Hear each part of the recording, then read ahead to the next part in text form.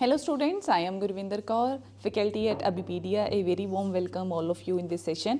और स्टूडेंट आज हमारा ये थर्ड पार्ट है human body and life process का फॉर द पंजाब गवर्नमेंट 2023 के लिए. One second.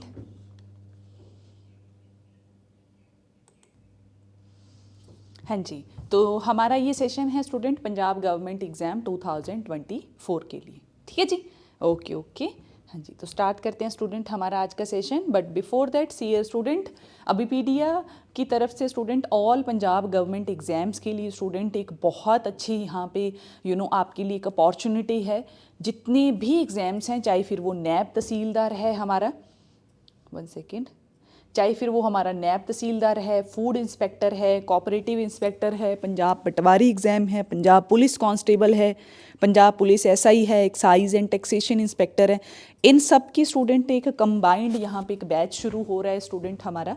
ठीक है, जिसमें आपको हर चीज़ प्रोवाइड होगी, right. Video lectures, notes, current affairs, हर चीज़ आपको उसमें प्रोवाइड होगी स्टूडेंट. और बहुत ही यहाँ पे अफोर्डेबल प्राइस के साथ ये कोर्स लॉन्च किया गया है. That is only 4999. Only 4999. May be आपको दिखाई ना दे रहा हो, मैं यहाँ पे लिख देती हूँ. Only and only 4999. 4999. ठीक है जी. इस कोर्स का इस यहाँ पे कोर्स का जो प्राइस है, तो स्टूडेंट आप इसको फटाफट से ज्वाइन कीजिए, राइट. लिंक आपको डिस्क्रिप्शन बॉक्स में मिल जाएगा.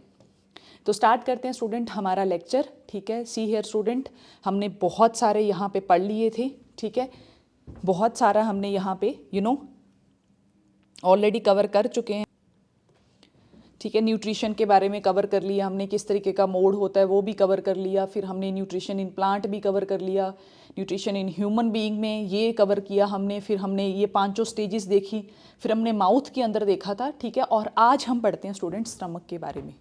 ठीक है, ये कंटिन्यू स्टूडेंट सीरीज़ है स्टूडेंट, जिसके अंदर स्टूडेंट हम थोड़ा थोड़ा करके हर एक पोर्शन को यहाँ पे डिटेल वे में हम कवर करते जा रहे हैं. ठीक है, ह्यूमन डाइजेस्टिव सिस्टम शुरू किया था स्टूडेंट हमने, और उसके कुछ बेसिक्स चीज़ें देखी थी हमने, डायग्राम्स देखे थे, राइट. क्या स्ट्रक्चर है वो हमने देखा था, राइट. एंड आफ्टर दैट हमने कौन कौन सी प्रोसेसेस से वो निकलता है उसको देखा था. पूरी एलिमेंट्री कैनाल को स्टूडेंट हमने यहाँ पे स्टडी किया था. हमारे माउथ से लेकर रेक्टम तक की जो हमारी एलिमेंट्री कैनाल है, उसको हमने यहाँ पे डायग्राम के थ्रू थोड़ा सा समझने की ट्राई की थी. तो सबसे पहले स्टूडेंट हमने अपने माउथ के बारे में पढ़ा था कि सबसे पहले जो माउथ है उसमें किस तरीके से हमारा फूड है उसकी ब्रेकडाउन स्टार्ट होती है with the help of saliva. और स्लाइवरी ग्लैंड्स जो होती हैं उसमें एक बहुत ही मेजर एंजाइम प्रेजेंट होता है, दैट वी कॉल्ड अमाइलेज, या उसी को हम इवन टाइलिन भी कहते हैं स्टूडेंट. तो और वो क्या करता है मेनली जो है वो हमें कार्बोहाइड्रेट, खास करके जो हमारी बहुत ही सिंपल फॉर्म ऑफ कार्बोहाइड्रेट है दैट इज स्टार्च, उसको वो डाइजेस्ट करने में हेल्प करता है, राइट. तो ये सब चीज़ें हम समझ चुके हैं स्टूडेंट. एंड आफ्टर दैट हमारा जो फूड है वो हमारी जो फूड पाइप है उसके अंदर आ जाता है, मतलब कि ईसोफेगस के अंदर हमारा फूड आ जाता है. एंड आफ्टर दैट आगे की कहानी अब हम समझते हैं अच्छे से. ठीक है जी, तो माउथ के बारे में यहाँ समझ लिया था. तो नेक्स्ट हम स्टार्ट करते हैं स्टूडेंट हमारा स्टमक. ठीक है जी, तो स्टमक के बारे में पढ़ते हैं स्टूडेंट कि स्टमक के अंदर एक्चुअल में क्या होता है. तो सबसे पहला पॉइंट स्टूडेंट जो आपको याद रखना है, स्टमक के अंदर हमारी फुल डाइजेशन नहीं होती है. बहुत बार एग्जामिनर ऐसी स्टेटमेंट सेट करता है कि स्टमक के अंदर हमारी डाइजेशन कंप्लीट हो जाती है. तो स्टूडेंट प्लीज़ बी अवेयर, यहाँ पे बहुत ही केयरफुल होने की ज़रूरत है आपको कि स्टमक के अंदर हमारी पार्शियल डाइजेशन होती है फूड की, ना कि फुल डाइजेशन होती है. फुल डाइजेशन हमारी स्मॉल इंटेस्टाइन में जाके होती है. ठीक है जी, ओके. यहाँ पे सिर्फ और सिर्फ पार्शियल डाइजेशन होती है. कहने को स्टमक हम बोल देते हैं कि हाँ जी हमारा फूड जो है वो स्टमक में जाके डाइजेस्ट होता है, तो आपको ऐसा लग सकता है कि हाँ जी स्टमक में ही हमारा सारा फूड यहाँ पे डाइजेस्ट हो रहा होगा, तो आप आराम से यहाँ पे स्टमक पे क्लिक करोगे. बट ऐसा बिल्कुल नहीं है स्टूडेंट. स्टमक जो है वहाँ पे हमारी पार्शियल डाइजेशन होती है, ना कि फुल डाइजेशन होती है. ये बात आप प्लीज़ याद रखना मेरी बात. ठीक है जी, ओके. तो अगर वो बात आपको क्लियर हो चुकी है तो स्टार्ट करते हैं स्टूडेंट हमारा stomach.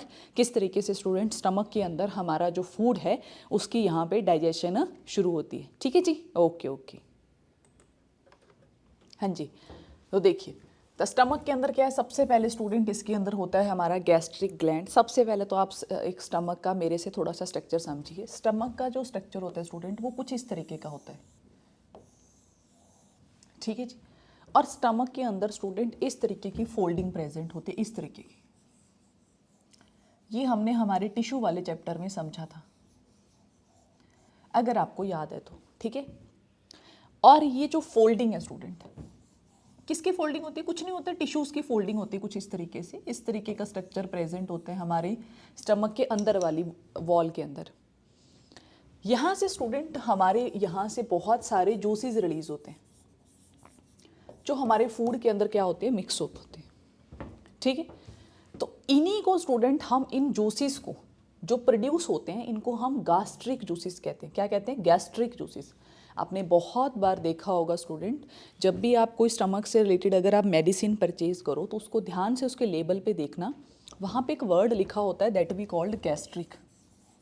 Gastric word is related to what? Stomach. ये कुछ वर्ड होते हैं स्टूडेंट जो हाँ एक पर्टिकुलर ऑर्गन को ना रिप्रेजेंट करते हैं।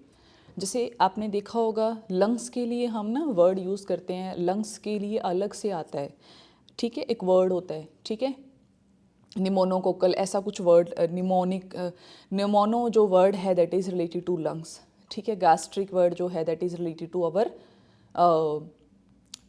स्टमक, ठीक है जी, ओके। तो स्टमक जो है वहाँ पे क्या होता है स्टूडेंट, अंदर वाली साइड फोल्डिंग होती है और वहाँ से क्या रिलीजेस होती है, हमारे बहुत सारे गैस्ट्रिक जूसेस रिलीज होते हैं which contains the enzyme called pepsin.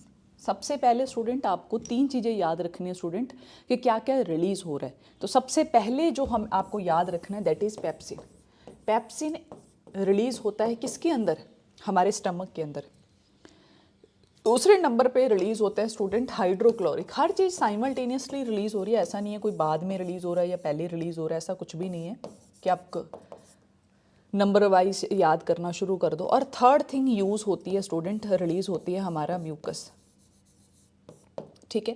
इसको समझने के लिए स्टूडेंट हम एक ब्लैंक पेज लेते हैं और यहाँ पे अच्छे से समझते हैं। देखिए बच्चे, सबसे पहले स्टूडेंट मैंने बोला म्यूकस। म्यूकस क्यों रिलीज होता है?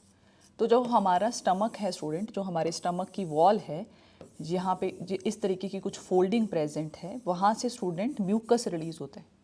म्यूकस क्या होता है? एक तरीके का चिपचिपा फ्लूइड होता है, जैसे कि आपके माउथ के अंदर भी म्यूकस होता है, मतलब कि चिपचिपा सा। आप देखिए आपका जो स्लाइवा होता है वो थोड़ा चिपचिपा सा होता है, आपकी लार्ज होती है, राइट। आपकी बॉडी के अंदर बहुत सारे फ्लूइड प्रोड्यूस होते हैं स्टूडेंट जो बहुत ही ज़्यादा ऐसे स्टिकी होते हैं। जैसे आपकी नोज़ के अंदर, ईयर के अंदर जो वैक्स होती है वो कैसी होती है? चिपचिपी सी होती है ना। तो वैसा सही हमारा म्यूकस होता है स्टूडेंट, जो एक ऐसा स्टिकी फ्लूइड होता है स्टूडेंट, ठीक है, जिसका मेन काम होता है स्टूडेंट लुब्रिकेशन करना। स्टमक के अंदर क्या करना? एक तो लुब्रिकेशन करना चारों तरफ, और दूसरा क्या करना, HCl जो प्रोड्यूस होगा उससे हमारी स्टमक की लेयर को बचाना, स्टमक की लेयर को क्या करना? सेव करना। How is this possible? How? कैसे भाई? देखो स्टूडेंट, दूसरे नंबर पे मैंने आपसे ये बोला HCl, तीनों चीज़ें ना आपस में कोरिलेट करती हैं, इसलिए आप थोड़ा ध्यान से समझना। HCl जो है ना स्टूडेंट, वो क्या है? अभी ये है हमारा हाइड्रोक्लोरिक एसिड, जिसकी pH होती है स्टूडेंट ऑलमोस्ट 2 to 2.5। तो आप सोचो ये कितना ज़्यादा स्ट्रॉन्ग एसिड होगा, कितना ज़्यादा स्ट्रॉन्ग एसिड होता है। कई बार क्या होता है स्टूडेंट, हम थोड़ा बाहर का चटपटा ज़्यादा खा लेते हैं, या कई बार हम ओवर ईटिंग कर लेते हैं। तो होता क्या है, कई बार क्या होता है, अच्छा जितना ज़्यादा आप खाओगे ऑब्वियसली स्टूडेंट उतना ज़्यादा आपकी बॉडी के अंदर स्टमक के अंदर आपके एसिड प्रोड्यूस होते हैं। तो कई बार क्या होता है कि वो जो एसिड है वो ऊपर की तरफ आ जाता है थोड़ा, राइट, ओवर प्रोडक्शन की वजह से। या फिर क्या होता है, मैंने आपसे स्पिंस्टर की बात की थी, जो स्टमक और ईसोफेगस के बीच में एक लिड की तरह काम करता है, मतलब कि कवर की तरह काम करता है। कई बार वो कवर खुला रह जाता है थोड़ा सा, ठीक है, जिसकी वजह से स्टमक के अंदर जो बन रहा एसिड है वो ऊपर की तरफ आ जाता है। और स्टूडेंट आपको चेस्ट में यहाँ पे बहुत तेज़ जलन होती है, बहुत ही ज़्यादा। वाई? ऐसा क्यों? क्योंकि स्टूडेंट जो आपके स्टमक की वॉल है वहाँ पे पहले चारों तरफ आके म्यूकस लग जाती है, इसलिए आपको जलन फील नहीं होते, HCl रिलीज होता है। वो खाने को क्या करता है? मिक्सअप करता है, खाने के अंदर वो एसिड मिलता है। बट स्टूडेंट जो आपकी वॉल है, चारों तरफ जो आपकी वॉल है, किसकी? जो आपके चारों तरफ वॉल प्रेजेंट है, स्टमक के चारों तरफ जो आपके वॉल प्रेजेंट है उस पर अब क्या लग चुका है, म्यूकस लग चुका है, फ्लूइड लग चुका है, जो बिल्कुल एक्ट करता है ऐसे जैसे कि ऑयल हो। जैसे कि आप मान लो इस टाइम पे देखो आप बाहर कितना ज़्यादा पानी मतलब बहुत ज़्यादा आप देख रहे होगे कि पानी बहुत मॉइस्चर बहुत ज़्यादा है, ठीक है। तो सुबह के टाइम पे आप देख रहे हो कि फॉग के साथ हर चीज़ जो है वो वेट हो जाती है। तो इस टाइम पे आप देखोगे कि अगर आयरन की कोई चीज़ बाहर पड़ी तो उस पर रस्ट लग रही है ना, रस्ट लग रही है उसके ऊपर। बट उसको सेव करने का तरीका क्या है, अगर उसके ऊपर आप एक ऑयल की लेयर लगा दो या ग्रीस की एक लेयर लगा दो, ठीक है, तो होगा क्या, वो एक्ट करेगी एज ए बैरियर का। सेम आप स्किन के ऊपर सुबह सुबह लोशन लगाते हो तो क्या करती है, वो एक्ट करती है एज ए बैरियर का, सो दैट आपकी स्किन ड्राई ना हो, क्योंकि एयर के अंदर बहुत ज़्यादा ड्राइनेस है। ठीक है जी, ये बात आप समझे मेरी बात। तो सेम स्टूडेंट हमारा स्टमक है, जब स्टमक के अंदर की वॉल में म्यूकस लग जाएगा बिल्कुल, तो जो एसिड है वो स्टमक की वॉल को क्या नहीं करेगा, ख़राब नहीं करेगा, उसको डैमेज नहीं कर पाएगा, क्योंकि अब म्यूकस की एक लेयर लग चुकी है पतली सी, बिल्कुल जस्ट लाइक अ ऑयल। अब यहाँ पे एसिड है, ये म्यूकस है और ये हमारी वॉल है। अब जो है हमारी स्टमक की वॉल बिल्कुल भी ख़राब नहीं होगी, डैमेज नहीं होगी उस स्ट्रॉन्ग एसिड की वजह से। ठीक है, वो जस्ट फूड के अंदर मिक्स होगा, फूड को वो करेगा, वो न्यूट्रलाइज करेगा, एंड आफ्टर दैट वो वापस से रीएब्जॉर्ब कर लेगा हमारा स्टमक उसको। ये बात क्लियर है, यस और नो आपको?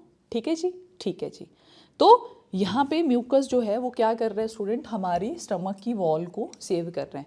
बट जब एसिड ऊपर की तरफ आता है, ठीक है, जब आपके वो फूड पाइप के अंदर आ जाता है, अब आपकी फूड पाइप में तो क्या है, आपकी फूड पाइप में तो म्यूकस लगा नहीं हुआ है। तो जैसे वो एसिड आएगा आपकी आपकी फूड पाइप के, जैसे उसके उसमें कांटेक्ट में आएगा, आपकी फूड पाइप की सेल्स क्या हो जाएंगी, डैमेज हो जाएंगी। वहाँ पे बहुत तेज सेंसेशन हो जाएगी, जिसकी वजह से आपको जलन फील होती है वहाँ पे। अब बात समझ में आई? ओके, क्लियर है? ठीक है जी। तो इस स्ट्रॉन्ग एसिड का देखा आपने किस तरीके से म्यूकस के साथ कोरिलेशन है। ठीक है, अब हम समझते हैं स्टूडेंट पेप्सिन का। तो देखिए, सी हियर स्टूडेंट, ऐसे डायरेक्टली पेप्सिन रिलीज नहीं होता स्टूडेंट, सबसे पहले रिलीज होता है स्टूडेंट पेप्सिनोजन। क्या रिलीज होता है? पेप्सिनोजन। पेप्सिनोजन एक तरीके का इनएक्टिव एंजाइम है, इनएक्टिव एंजाइम है स्टूडेंट।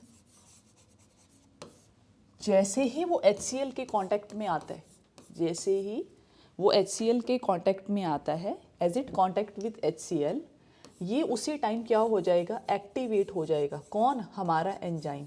कौन सा एंजाइम? पेप्सिनोजन। और वो कन्वर्ट हो जाता है पेप्सिन के अंदर। अच्छा, पेप्सिन का मेन काम होता है स्टूडेंट प्रोटीन की डाइजेशन करने में हेल्प करना। हालांकि कंप्लीट डाइजेशन नहीं होती प्रोटीन की, वो हमारी स्मॉल इंटेस्टाइन में जो होगी, बट यहाँ पे पार्शियल डाइजेशन होगी हमारी प्रोटीन की। तो प्रोटीन की जो डाइजेशन है स्टूडेंट, वो हमारे स्टमक में ही शुरू हो जाती है बाय यूजिंग एंजाइम पेप्सिन। ठीक है, पेप्सिन जो है वो पहले इनएक्टिवेट फॉर्म में होता है, उस टाइम पे हम उसको पेप्सिनोजन कहते हैं। बट जैसे ही वो HCl के कांटेक्ट में आता है, वो एक्टिवेट हो जाता है, then we called it as the pepsin. और जो पेप्सिन जो हमारा प्रोटीन है, वो हेल्प करता है स्टूडेंट हमें हमारी क्या करने में, प्रोटीन को डाइजेस्ट करने में। ये बात क्लियर है आपको, यस और नो? ठीक है जी। तो ये तीनों का अगर आपको फंक्शन समझ में आ गया, देन ये स्लाइड अब आपके लिए बहुत ईजी होगी। तो देखिए, पेप्सिन का मेन काम क्या है? Break down of protein. Next एक और चीज़ रिलीज होती है, दैट वी कॉल्ड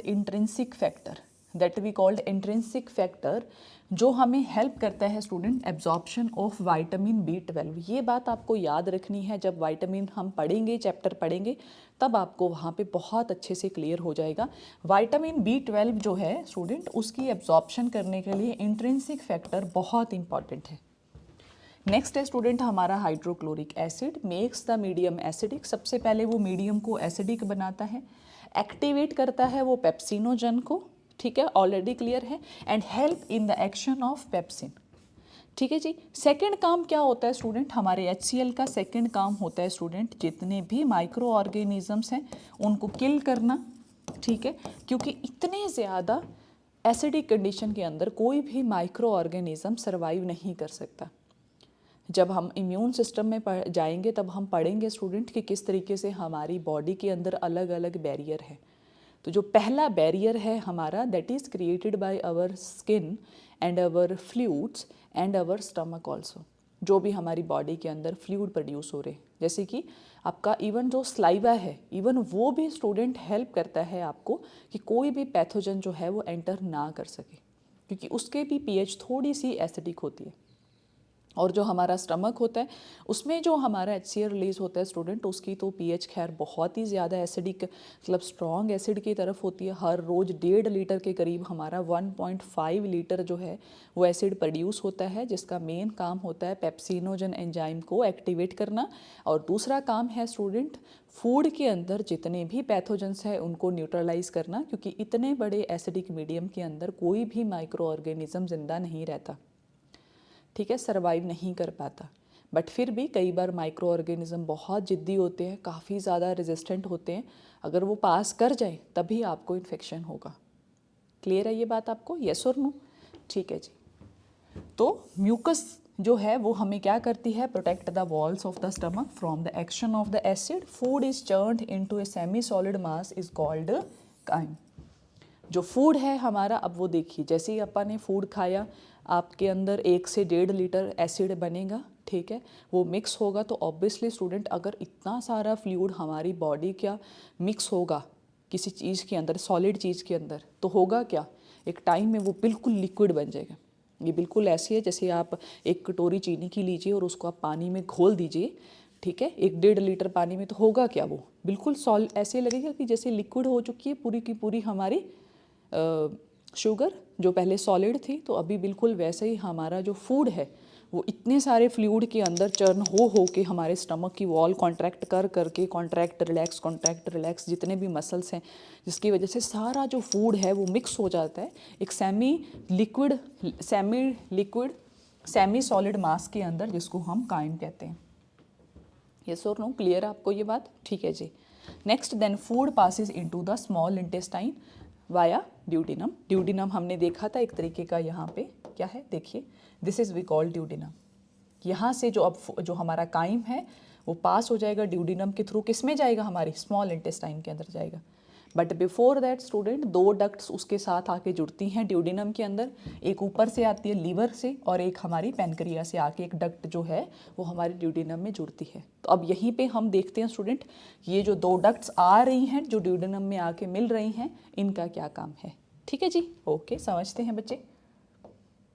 ठीक है, ये कवर है आपका, ठीक है जी। तो अभी हम समझते हैं स्टूडेंट हमारा the upper part of the small intestine called duodenum. यहाँ पे हम देखते हैं कि फूड का होता क्या है। तो सबसे पहले student the food is mixed with bile from the liver. तो लीवर से स्टूडेंट, जो हमारा लीवर है वहाँ से स्टूडेंट बाइल रिलीज होता है। अब बाइल जो है स्टूडेंट वो कोई एंजाइम नहीं है, ये एक तरीके का जूस है। Please remember my words, this is not an enzyme, bile is not an enzyme. मैं आपको गारंटी के साथ कह सकती हूँ, आप ह्यूमन डाइजेस्टिव सिस्टम पढ़िए, मैं क्वेश्चन सेट करूँगी आप फिर भी गलत करोगे, ठीक है, क्योंकि ऐसा स्टूडेंट्स करते हैं, ठीक है। बट प्लीज़ आप याद रखिए, आपको ये लर्न करना पड़ेगा कि बाइल जो है वो कोई एंजाइम नहीं है, it is just kind of juice, ठीक है, जो उसको बनाता है हमारा लीवर, ठीक है। और जो हमारा पैनक्रिया है वहाँ से हमारे पैनक्रियाटिक जूसेस बनेंगे, किसके अंदर, पैनक्रिया से, और वो रिलीज़ हो जाएंगे ड्यूडिनम के अंदर। अच्छा, जो बाइल जूस है उसका मेन काम क्या है उसको देखते हैं स्टूडेंट हम यहाँ पे। तो बाइल जूस का काम देखिए, कहता bile juice break down fats into smaller globules is called emulsification. See here student, bile juice जो है उसका मेन काम है स्टूडेंट हमारी फैट के मॉलिक्यूल्स को तोड़ना, ना कि डाइजेस्ट करना। जैसे मान लो जो हम फैट खाते हैं स्टूडेंट, उसके मॉलिक्यूल्स बहुत बड़े बड़े होते हैं, उसके मॉलिक्यूल्स क्या होते हैं, काफ़ी बड़े बड़े होते हैं। सबसे पहले वो उनकी ब्रेक डाउन करता है, छोटे छोटे उसको टुकड़ों में तोड़ देता है, कौन, हमारा बाइल जूस। वाई, क्यों तोड़ता है स्टूडेंट उसको, सो दैट वो उसकी ब्रेक डाउन, उसको क्या कर सके, वो उसको तोड़ के और फिर उसको क्या हो सके, उसकी जो हमारी स्मॉल इंटेस्टाइन के अंदर उसकी जो डाइजेशन है वो थोड़ी आसान हो चुके। सी हियर स्टूडेंट, जैसे मान लो आपके पास बहुत बड़ा पत्थर है, उसको अगर आपको पीसना है तो ऐसा तो है नहीं कि आपने पत्थर लिया और उसको एक ही बार में पीस दिया, नहीं, आपको सबसे पहले उसको क्या करना पड़ेगा, बारीक बारीक टुकड़ों में तोड़ना पड़ेगा, ठीक है, उसके बाद उसको आप अच्छे से पीस सकते। तो सेम चीज़ स्टूडेंट हमारे फैट है, फैट के मॉलिक्यूल्स बहुत बड़े बड़े हैं, ठीक है, एकदम से उसकी डाइजेशन उसके ऊपर एंजाइम एक्ट नहीं कर पाएगा, ठीक है, तो सबसे पहले उसको तोड़ना पड़ेगा। और तोड़ेगा कौन, हमारी बॉडी के अंदर प्रोड्यूस होने वाला बाइल जूस। तो बाइल जूस जो है स्टूडेंट वो क्या करता है, ब्रेक डाउन करता है फैट की into small globules, is called emulsification, is called emulsification.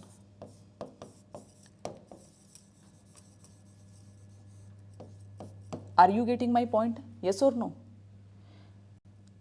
Clear है स्टूडेंट, यस और नो?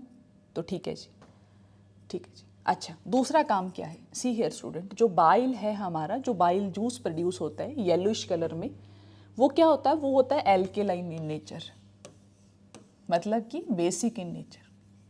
अब अगर वो बेसिक इन नेचर है तो हमारे स्टमक से ऊपर से कौन सा मीडियम आ रहा है, एसिडिक आ रहा है। तो जब एसिड में बेस आके मिक्स होगा तो होगा क्या, वो फूड जो है वो न्यूट्रलाइज हो जाएगा, यस और नो? जो फूड है वो न्यूट्रलाइज हो जाएगा, मतलब ना तो अब उसकी कंडीशन जो है वो एसिडिक रहेगी, ना उसकी पीएच बेसिक रहेगी, तो क्या हो जाएगा, न्यूट्रलाइज हो जाएगा। और न्यूट्रलाइज करना बहुत इंपॉर्टेंट है स्टूडेंट, क्योंकि स्मॉल इंटेस्टाइन के अंदर म्यूकस नाम की कोई चीज़ प्रोड्यूस नहीं होती। अगर सेम एज इट इज़, अगर हमारा जो एसिडिक फूड है अगर वो ऐसे एज इट इज़ उसके अंदर चला गया, हमारे किसके अंदर, स्मॉल इंटेस्टाइन के अंदर स्टूडेंट, तो पूरी स्मॉल इंटेस्टाइन जल जाएगी, ठीक है जी, ओके, ठीक है जी। तो it also neutralize acidic medium of the chyme, ये इसका सेकंड फंक्शन होता है किसका, बाइल का। पहला काम फैट के मॉलिक्यूल्स को तोड़ना, ब्रेक डाउन करना, and second thing is neutralize the acidic medium of the chyme. Second चीज़ स्टूडेंट हम पढ़ते हैं यहाँ पे पैनक्रियाटिक जूसेस के बारे में। तो सी हियर स्टूडेंट, पैनक्रियाटिक जूसेस जो हैं उसके अंदर एंजाइम्स प्रेजेंट होते हैं, दो एंजाइम्स प्रेजेंट होते हैं, पहला है हमारा trypsin and second one is our lipase. Please remember, pancreatic juices के अंदर दो मेन एंजाइम प्रोड्यूस होते हैं, पहला हमारा ट्रिप्सिन और दूसरा हमारा lipase.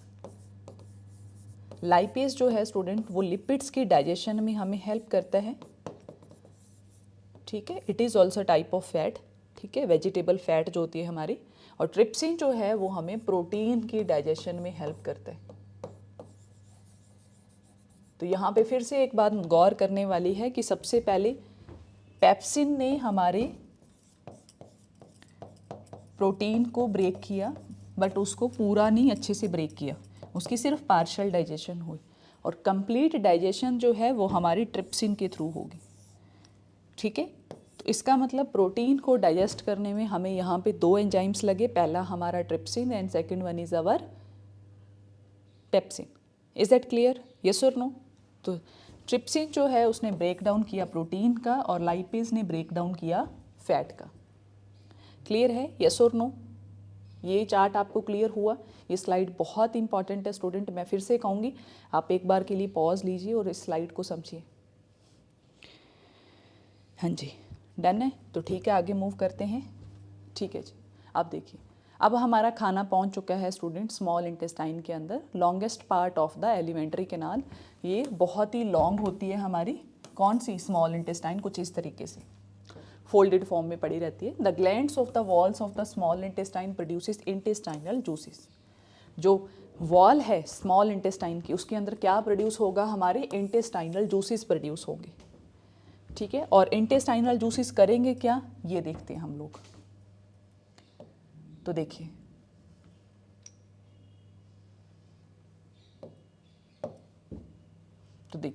The enzymes of the intestinal juices converts carbohydrates into glucose. सबसे पहले वो कोई भी कार्बोहाइड्रेट होगा उसको वो ग्लूकोज में कन्वर्ट कर देंगे। ग्लूकोज क्या है, हमारा सिंपल फॉर्म ऑफ शुगर, जिसका फॉर्मूला क्या होता है स्टूडेंट, C6H12O6, ये बात आपको पता ही होगी। फैट को वो कन्वर्ट करेंगे फैटी एसिड के अंदर एंड ग्लिसरॉल के अंदर and proteins into the amino acids. Protein को वो कन्वर्ट कर देंगे अमाइनो एसिड्स के अंदर, फैट को वो कन्वर्ट कर देंगे फैटी एसिड्स एंड ग्लिसरॉल के अंदर, एंड जो हमारा इंटेस्टाइनल जूसेस हैं वो क्या करेंगे, कार्बोहाइड्रेट को कन्वर्ट कर देंगे ग्लूकोज के अंदर। इज दैट क्लियर, यस और नो? अच्छा, अब क्या है, हर चीज़ सिंपल फॉर्म में टूट चुकी है। कार्बोहाइड्रेट शुगर में टूट गया, फैट जो है वो फैटी एसिड ग्लिसरॉल में टूट गई, प्रोटीन जो है वो अमाइनो एसिड्स में टूट गई। इसका मतलब क्या है, हर चीज़ जो है वो सिंपल फॉर्म में यहाँ पे कन्वर्ट हो चुकी है। एंड आफ्टर दैट होगा क्या, ये हर चीज़ जो है वो हमारी किस में एब्जॉर्ब होनी चाहिए, ब्लड के अंदर, तभी तो वो हर सेल तक पहुँचेगी। हर सेल तक पहुँचने के लिए क्या है, हमारा खाने का सिंपल फॉर्म में कन्वर्ट होना। अभी सिंपल फॉर्म में वो हो चुका है, तो अब क्या होगा, हमारे ब्लड में एब्जॉर्प्शन होगी। तो ब्लड में कैसे एब्जॉर्प्शन होगी, सी हियर स्टूडेंट, देखिए, the walls of the small intestine has several finger like structure. तो उसमें फिंगर लाइक स्ट्रक्चर्स प्रेजेंट होते हैं हमारे किसके अंदर, हमारे स्मॉल इंटेस्टाइन के अंदर। प्रोजेक्शंस कॉल्ड विलाई, उन्हीं को हम विलाई कहते हैं स्टूडेंट। सी हियर स्टूडेंट, इसको समझने के लिए आप ऐसे समझिए।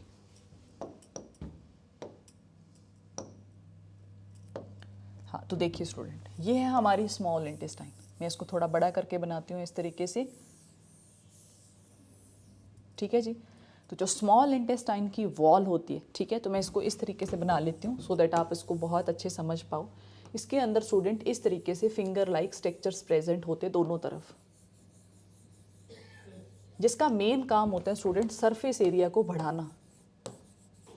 सरफेस एरिया को क्या करना, बढ़ाना।